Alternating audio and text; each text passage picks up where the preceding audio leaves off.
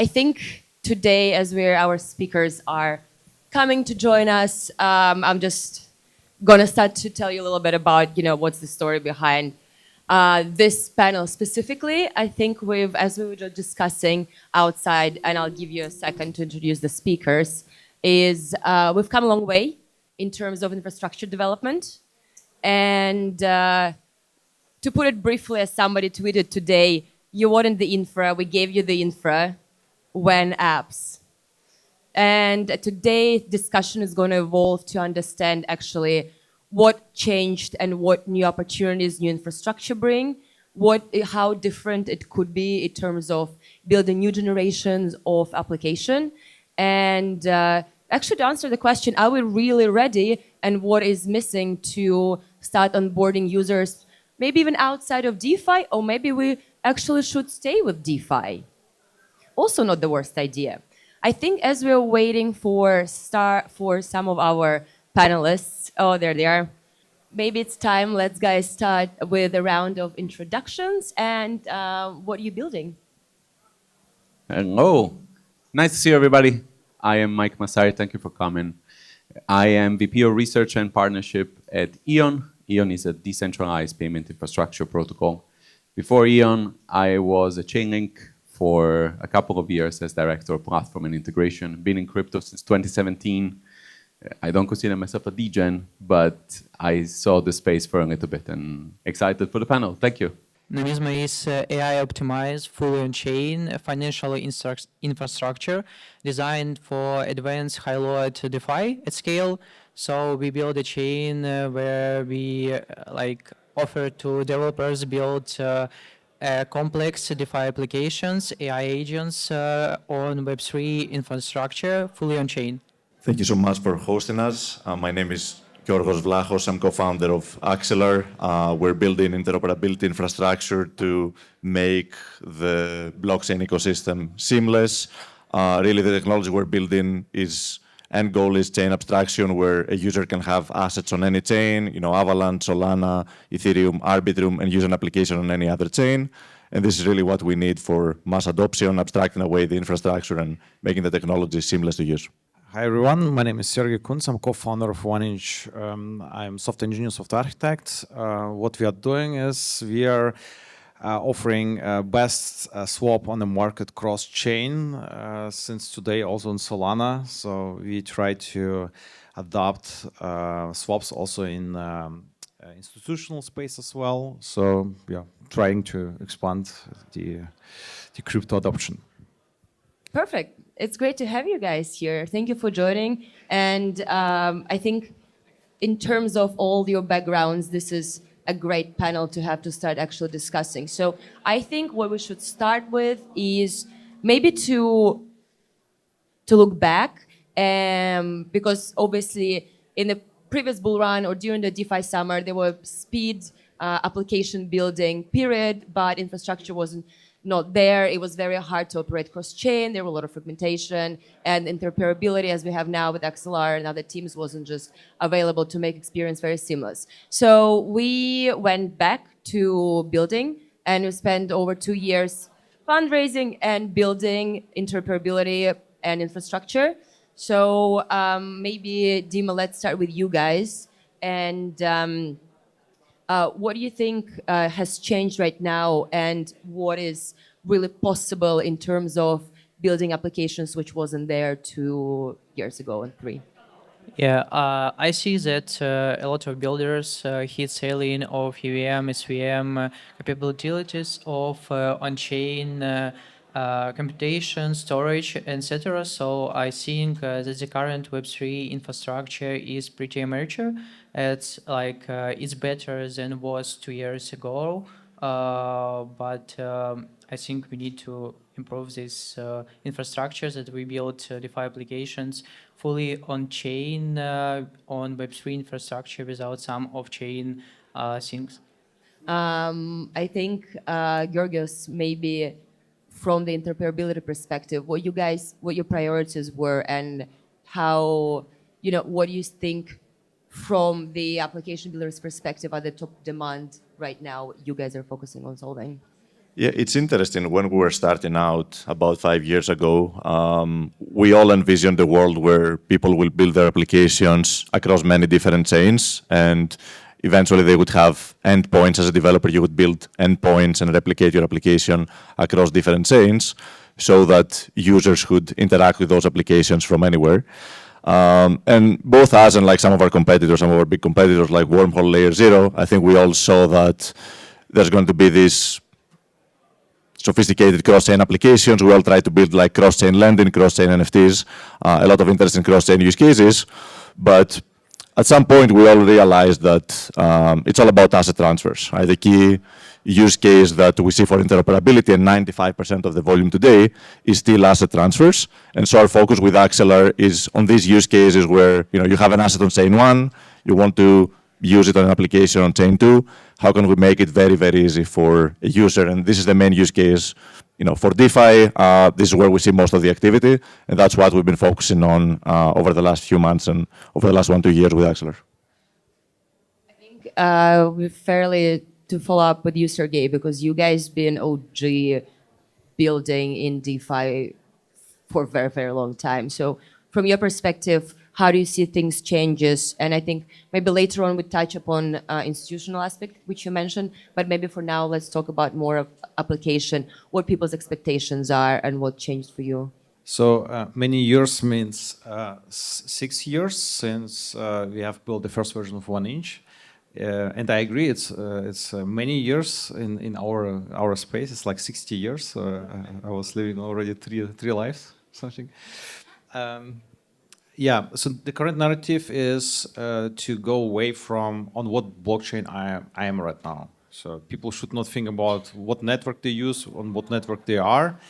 The narrative is just, especially like we drive forward and also Uniswap, what I've seen is driving the narrative that user just see all the assets on all blockchains and don't really think about like to change the network. So the user experience is now much better than before. It's not just only about that we have specific tools to build it. It's the mindset what changed from our point of view. We got a lot of teams who built new innovations. We got Across, for example, started to offer cross-chain transfers, not swaps. So not yet. I think they're cooking something out with Uniswap right now. Uniswap integrated them as well under the hood. So also Relay, for example, Relays, this one provider who came also with the cross-chain swaps. It's also interesting. It's more or less centralized, I would say, like with less security for the user, but it's okay. It works very well. It's very fast. It's also okay. Also the mindset. So this mindset with only what I can verify I use. What we had at the beginning nowadays is, okay, I'm using it's good enough, kind of, yeah. So yeah, this is what I see right now, and we got of course more tools, but it's more mindset what changed and grows and developed.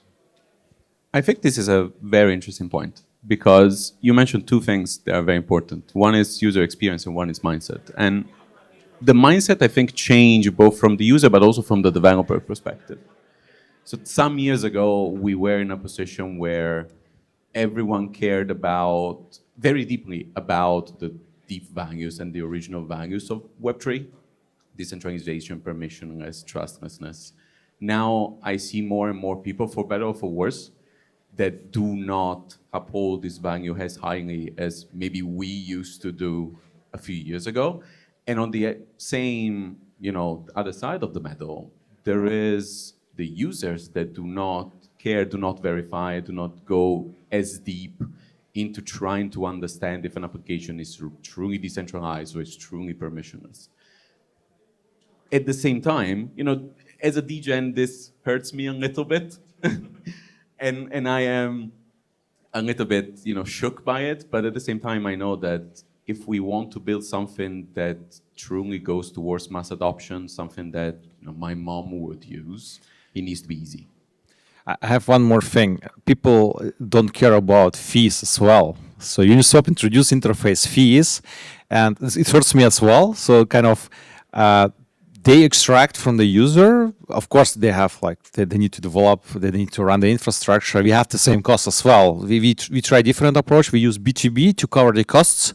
We get through the integrations, through selling our APIs, the cost back, and so we can cover 167 people around the globe.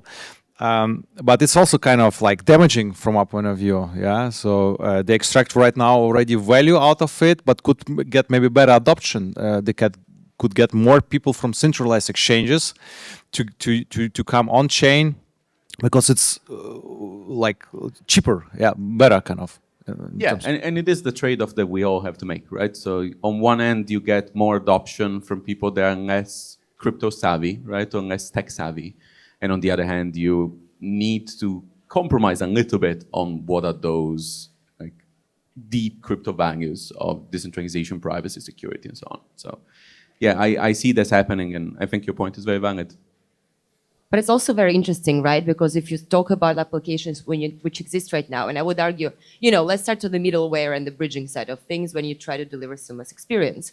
The reality is that right now we have very high competition. We have a lot of consolidation which is coming up, and then also the fee model which doesn't always work for everybody because of the competition. What basically I'm trying to say here about the business model sustainability moving forward, because then you have example of Uniswap, which launches Unichain, and we've seen, I think maybe Georgios, you can pick up on that one first, because you guys, work with a lot of both protocols and chains, and how do you see in terms of business model, what is actually sustainable right now, and is there any new changes which, are we seeing any changes in the business model or no new opportunity moving forward? In terms of business model for interoperability? For you guys, and then we'll move to other speakers as well to see how they see the whole business model changing. Yeah, I'd say for interoperability, there's two different types of asset transfers that some of the other panelists mentioned. There is cross-chain swaps, where effectively under the hood you swap one asset from one chain to another asset on another chain. It could even be the same asset when you do ETH to ETH swaps, like across DAS is their most popular route.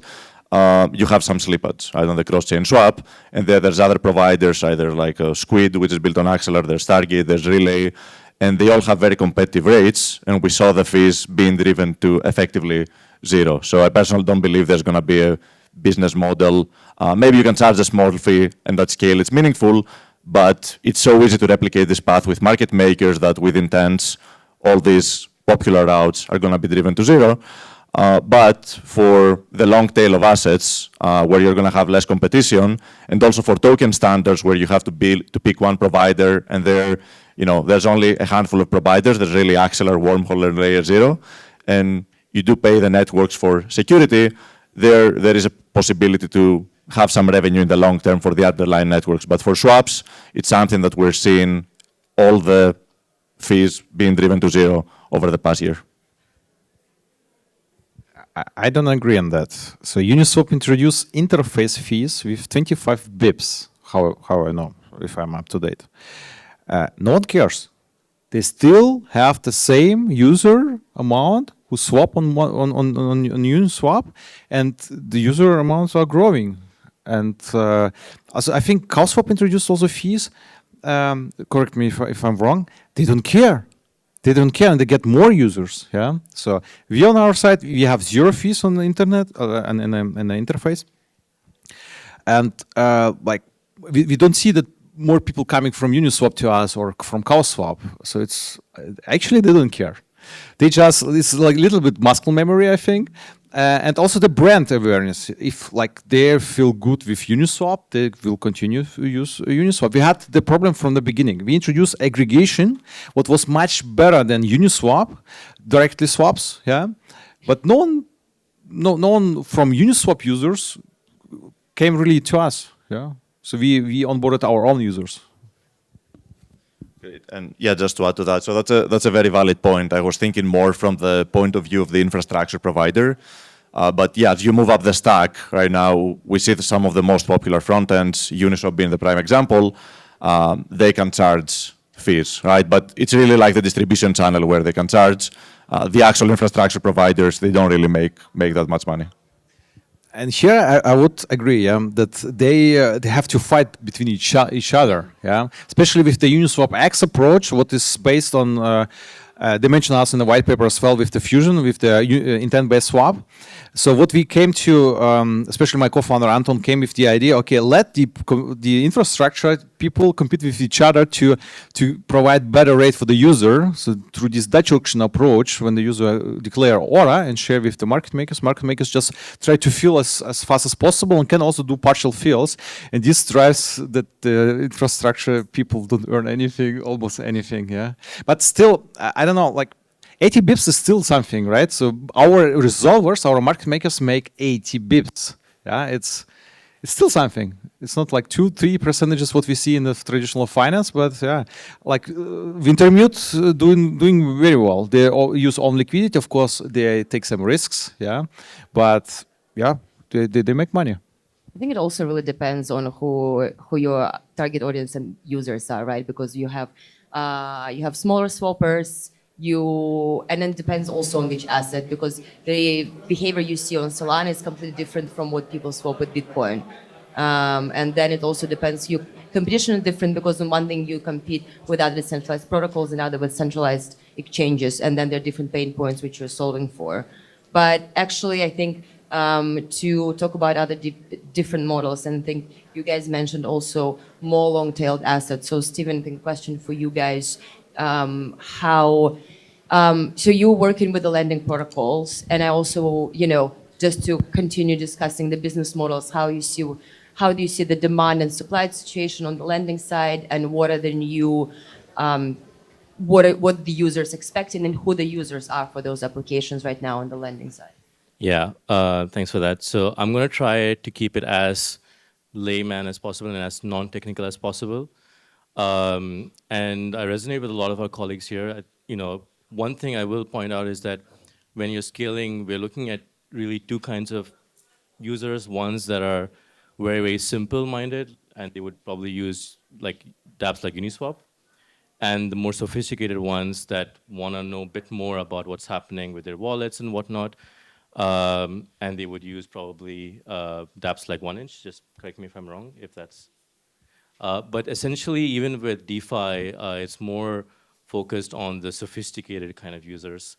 I've seen that most of the retail users really use DeFi protocols as like maybe from the lending side, as people that are just simple people that want to do supply assets, supply stable coins and get my yield. And then maybe more sophisticated people that are like, okay, I'm going to do supply and then borrow and do all sorts of crazy DeFi stuff. So again, two kinds of users, ones that are simple people that maybe just want to do simple things like swap or lend and get yield, and then more sophisticated kind of users. And then the real thing is just to see how you can scale, how you can maybe build for those users specifically. So this is how, at least for our business with lending and borrowing, this is how we see users, and that's it. Thank you. And I think also it is very different in terms of understanding who the users are. Because we have B2B, we have B2C, we have B2B2C products. And in terms of retention, DeFi and communicating in the language which all of users understand is easy. But when I start, the next question is whether actually we have enough infrastructure and enough confidence to start getting a little bit of to the outside users and what the frictions are there right now. So I think Dima I'd be interested to see, because you guys, some of the user fields of your product is very kind of normal. So how do you guys think about user acquisitions and user definitions? Yeah, we see that a lot of projects create different funnels, and they always try to make some complex funnels, complex ways to onboard users. We see that main problem from our way how we attract users to Nomisma, we try to make some easy UI UX where we describes what user can get and onboard on our product. And after that, we work with a lot of metrics and with our community. So I think a lot of DeFi protocols and DeFi projects must focus on creative, fully engaged community.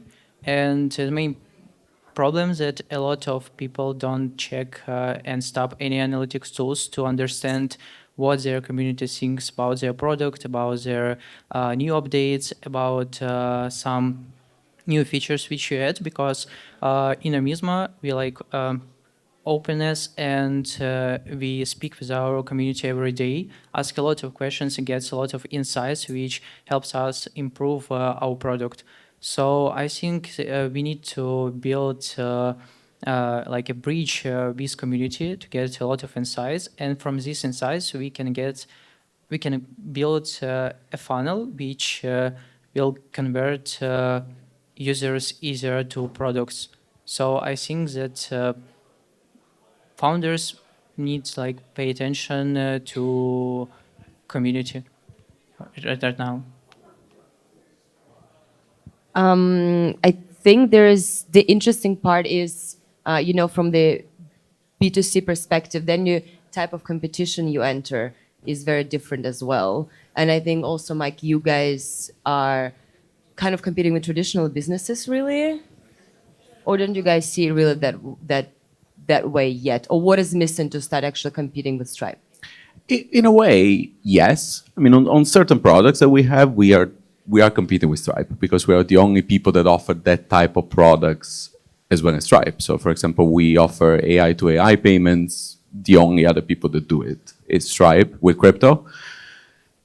I don't see it as a competition in the same way that I never saw it as a competition when we were building DeFi in 2021. The way that I see it as filling a need. So we really have now a lot of things that are happening in the industry. There's a lot of people that are getting closer to the industry, many more than 3 or 4 years ago. And what you were saying, whether or not the infrastructure is ready, to be honest, I don't know. I don't think any of us knows, because until we have that type of traffic and until we have that type of transaction, that volume, we will not know if the infra is actually ready. We will just do our best to make it as ready as it possibly can be. But what we are doing on the traditional business side, for example, is just trying to make it as easy as possible to people to use crypto in a way that they don't quite even realize that they're using crypto. I think that's ultimately what the goal is. Take again the example of someone that swaps assets cross-chain. Now we're in a position where every time that you use an app or dApp on a different chain, you need to create a wallet on that chain, and then you need to transfer liquidity to that chain. I don't think that this is scalable. I don't think that this is something that will give us the mass adoption that we're all craving. We need to be in a position where people can create one account or one wallet or one whatever we want to call it and use that everywhere. In the same way that they have one bank account and they use that in any country of the world, they have one credit card that they use that in any country of the world. This is what we're trying to do. And we are using, as a matter of fact, Axelar, for example, we are using their protocol to do some of these cross-chain swaps and transfers. But to me, we are all building infrastructure. There's people that build on AEON in the same way that there's people that build on Axelar or on OneInch, because this is the best that we can do at the moment. Have a very good user experience, try to have an infrastructure that is as ready as possible. And I think that talking about competition is a bit premature because we're so early in the game that we're not really competing with each other. We're just all building slightly different angle of solving a problem. I would like to add, I see us as early internet adoption. Yeah, so they need to adapt for us, not we need to adapt for them. Yeah, and like if you look back in the internet adoption, also banks didn't use internet, right? So because like it was new, it was like highly experimental, and in these news, I have seen like there are some meme videos. Who needs internet? Yeah, now we cannot live without internet. I'm pretty sure a long time. So especially the whole system cannot operate without internet. Yeah. So and we are in the adoption of crypto much faster than internet adoption. If you look at the charts. Yeah. Yeah, and I mean, we started with internet being super difficult, right? And using the internet was a nightmare, right? You need to know about TCP/IP, you need to know about different, protocols or transmission protocols, and now everyone uses it.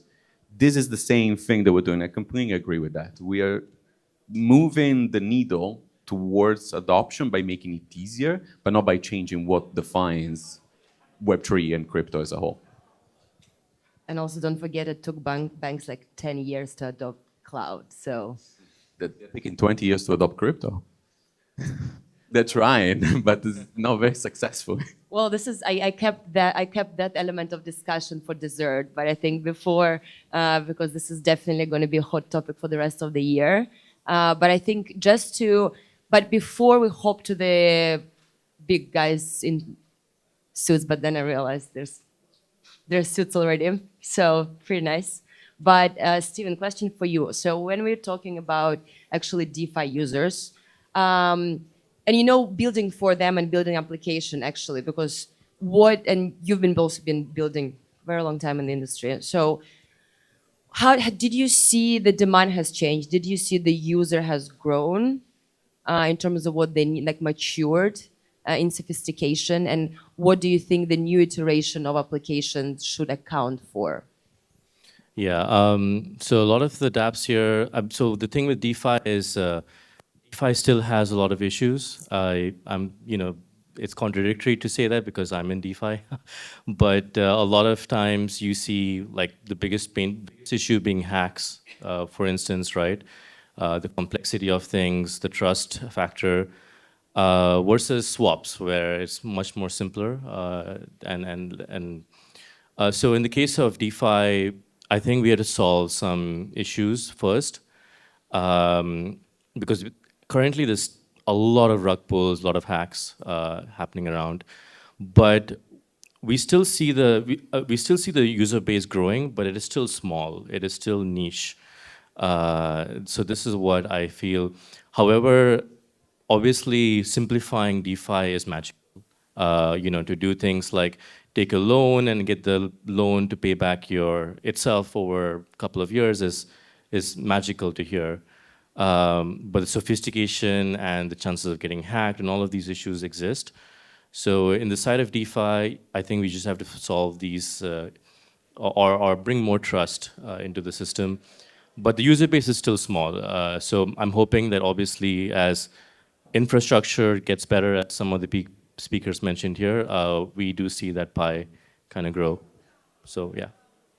And I also wonder because Dima, you guys also looking at DeFi, when you're looking at your users, do you see a big difference in behavior between kind of more DeFi focused experienced users versus more retail, and how you guys think about in terms of what their needs are and what needs to be solved for?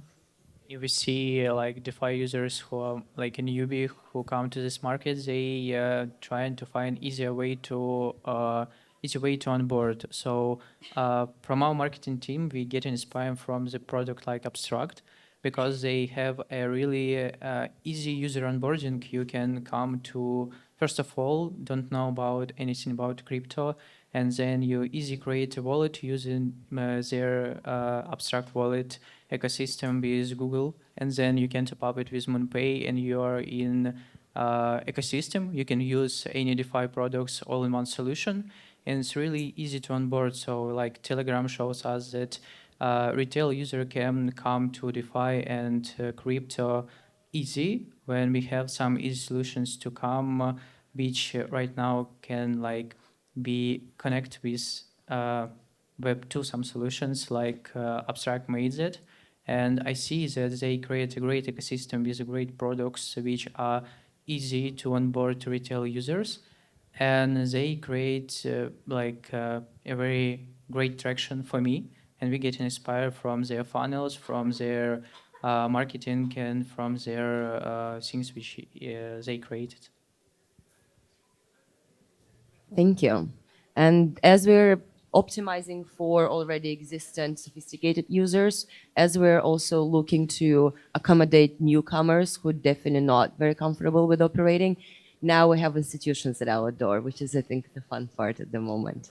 So I think, Georgios, first question for you, because you guys probably is there any different demand in terms of security and reliability you see, and how you see, from interop perspective, what institutions are asking for?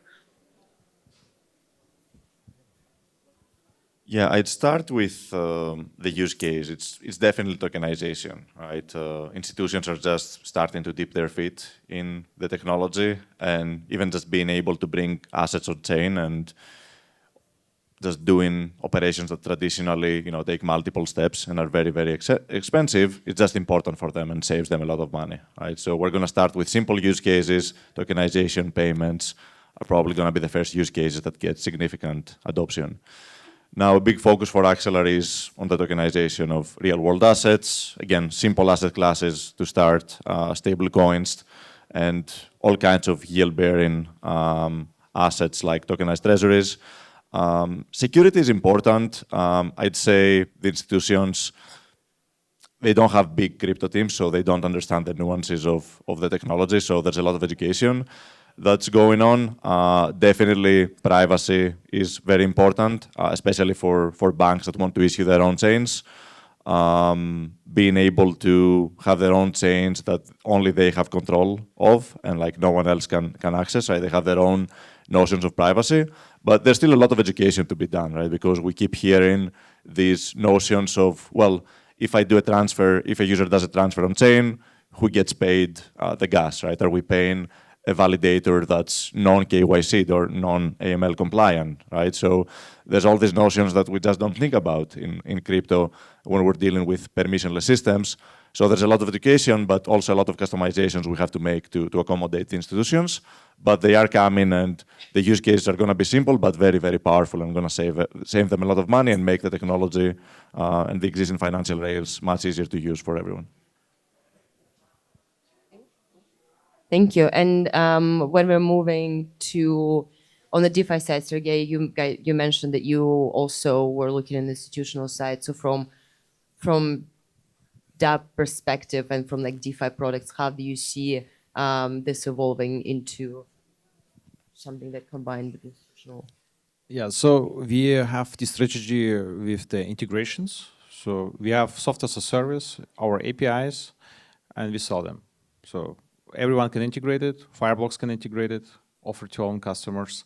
And if they can work with it, they work. If not, they don't. And from our point of view, it's okay. It's okay to not use internet.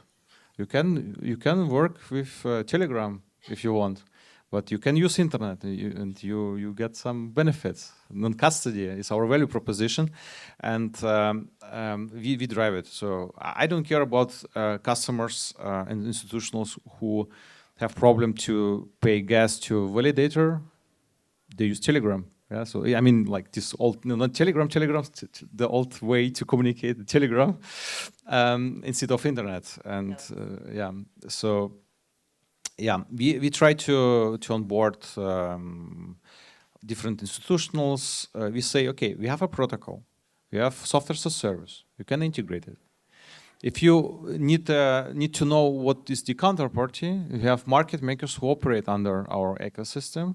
You can do your own contracts with them how you want.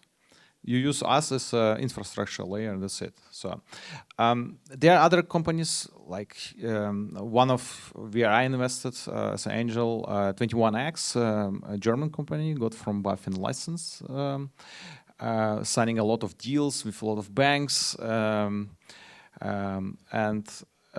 under the hood, technically, you remember maybe Oasis. On-chain order book, same approach. All technology, not efficient, works cheap, more or less cheap on layer 2, on layer 2, and it's also okay. Someone do the job what I don't want to do, like explaining institutionals and making sure that they somehow make a step and put the feet into the door, we say in Germany. And you also have trusted execution environment coming up, which also fits very nicely for the comforts of it. Yeah, they're different institutional. Someone can work with the liquidity of DeFi. Someone needs just like the counterparty. So we are applying here for the wire license to be the counterparty. And we are the gatekeeper for the DeFi liquidity, but still we can offer highly compliant environment and say, okay, only these market makers can settle, no one else. Yeah. And it's also gasless, so they don't pay even transaction like for the settlement. So it's done by the market maker. So it's kind of, we covered this case as well. Yeah, but I don't really run to everyone and say, hey, we can do it and let's do it. We just do it. And because we are good, because we are efficient, we have volume, and people integrate us. So if you want to use internet, use 1inch. Ted? Yes, I do have something to add with it. I think that's, you guys had to really the higher way thought. I think that the privacy that you mentioned, Georgios, is something that in my experience for institution is very important, but we call it privacy. I like to call it control of privacy, because in a way, there is privacy in, not having KYC, for example, but the institution wants KYC.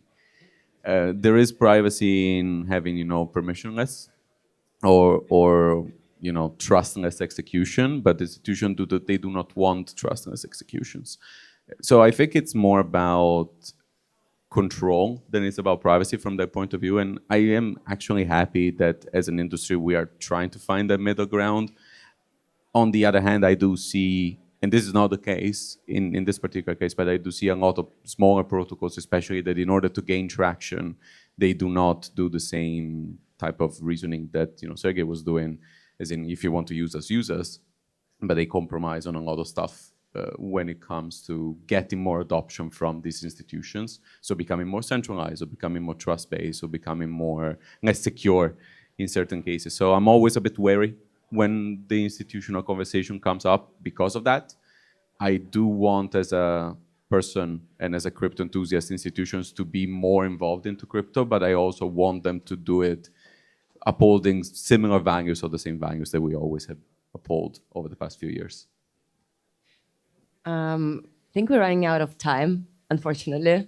But I think one quick question, I guess, Stephen, from again, is it going to be DeFi against centralization, or is it actually just going to be, everybody kind of working together, or DeFi is going to disappear? How you guys see it from, users' behaviors right now? Would they accept new rules? Yeah, I think a lot of people, sorry. So I think a lot of people, as Sergej mentioned, they don't care. The end users don't care about the underlying tech. There's probably 1% of people that care about true decentralization, et cetera, et cetera.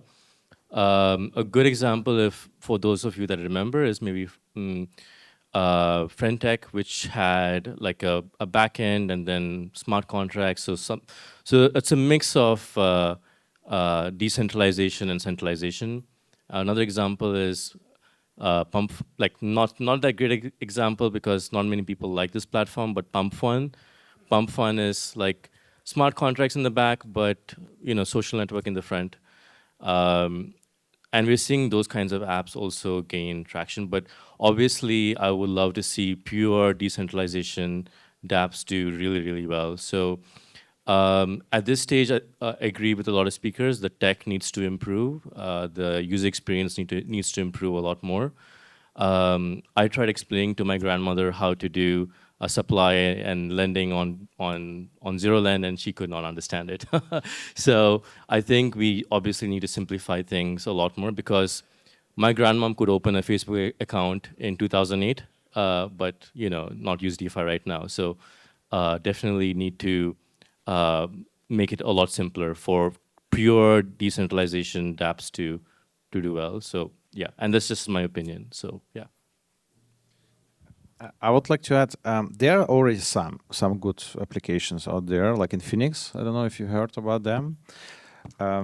Really beautiful. They have nice office in Sydney. Yeah, right. I visit them. Like 50, 60 people in office. 5 for 5. Really nice setup. I love to see it here also in Dubai for us.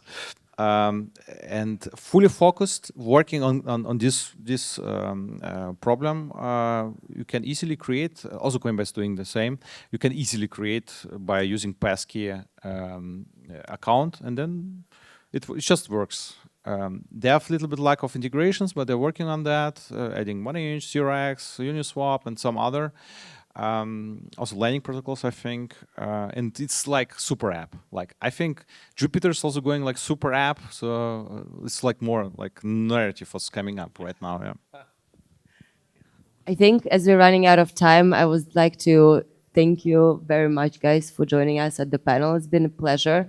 If I guess I would just to summarize it, I would say we will meet our users, whether it's B2B, B2C, or institutions, in the middle, and I think we're getting there, but it's not clear where the middle is going to be at just yet. Thanks, everybody. Thank you, Irene. Thank you.